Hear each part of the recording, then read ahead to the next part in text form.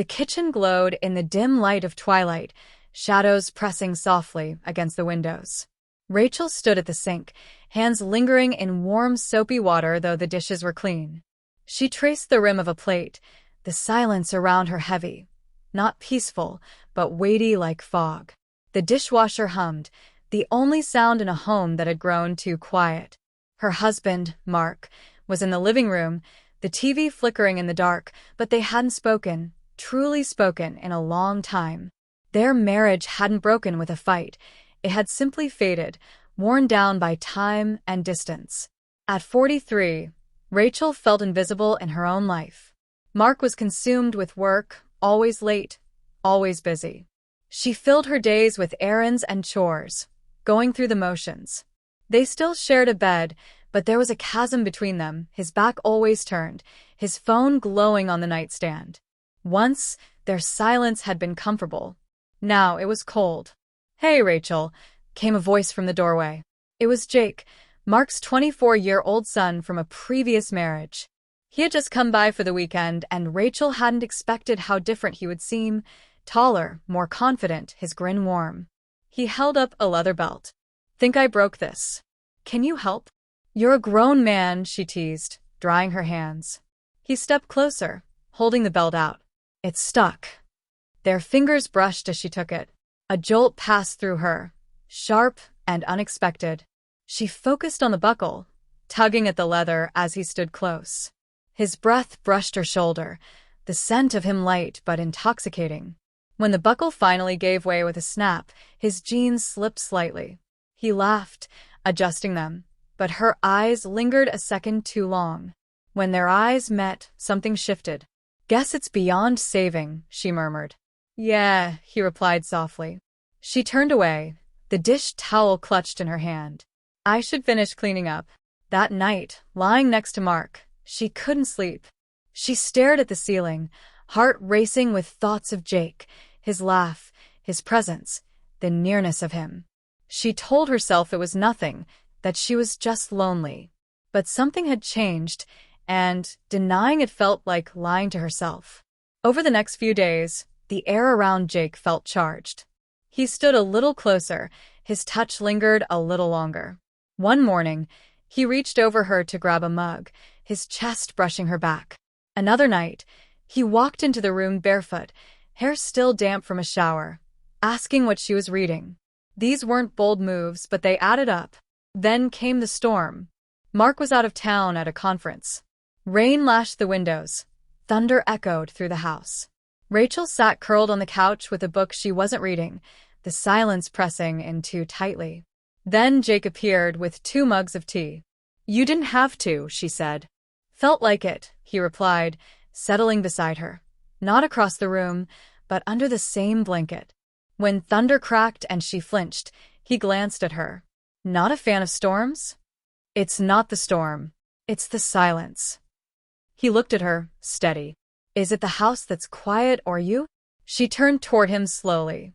"Maybe both." She lifted the edge of the blanket. He slid beneath it, their shoulders brushing. She could feel every breath he took, the heat of his body so close. Lightning flashed, and she jumped again. "You okay?" he asked, voice low. She nodded. "Just storms." He tilted his head. "I don't think it's the storm you're afraid of." "Then what?" He didn't answer. Instead, he reached up and gently brushed a strand of hair from her face. The touch froze her. "This is wrong," she whispered. "Then tell me to stop," he said. She couldn't. The kiss came slowly, tentative, but then it deepened, fast and full of years of unspoken longing. His hands were gentle on her waist, her fingers curling into his shirt. The world slipped away. When they pulled apart, breathless, their foreheads rested together. "Tell me this wasn't a mistake," he said. "I don't know," she replied. "But I didn't feel alone." She left the room, needing space. In the mirror, she didn't see guilt, just someone who looked alive. When she returned, he was still there. She sat across from him, needing the distance now. "I shouldn't have kissed you," she said. "Do you mean that?" "I shouldn't have, but I wanted to." Jake nodded. "So did I." She shook her head. "This doesn't end well." Because I'm your stepbrother? She nodded. You're not just anyone. I've seen you for a long time, Rachel. I saw you fading. I hated that he let it happen. She turned toward the kitchen, her voice quiet. When did you start seeing me like this? When you stopped being seen, he said. I'm not asking you to run away with me. Just don't lie about what this was. What was it? Truth. Maybe the beginning of something. Maybe just one night that reminded you you're still alive. Before leaving, Jake asked her one thing. If there were no titles, no family, just us, would you still be afraid? She hesitated, then whispered. No. I'll wait, he said. The next day was quiet. Rachel walked through the house, like it wasn't hers. The photos, the routine, it all felt unfamiliar. That evening, Jake came back. He sat across from her at the kitchen table. I don't regret it, she said. But I can't ignore the world. I've lived a life that was steady. Not happy. Not miserable. But last night, I felt seen. Jake nodded. Feeling something real doesn't always mean it's right. But it doesn't mean it was wrong either. I need time, she whispered. I'm not going anywhere, he said. Even if this ends here, I'll still be someone who saw you. A tear rolled down her cheek. You make it hard to forget. Maybe you're not meant to. As he turned to leave, he paused. Whatever you decide, make sure it's for you. Not because it's expected, because it's real. That night, Rachel slept with the window open. The scent of rain filled the room.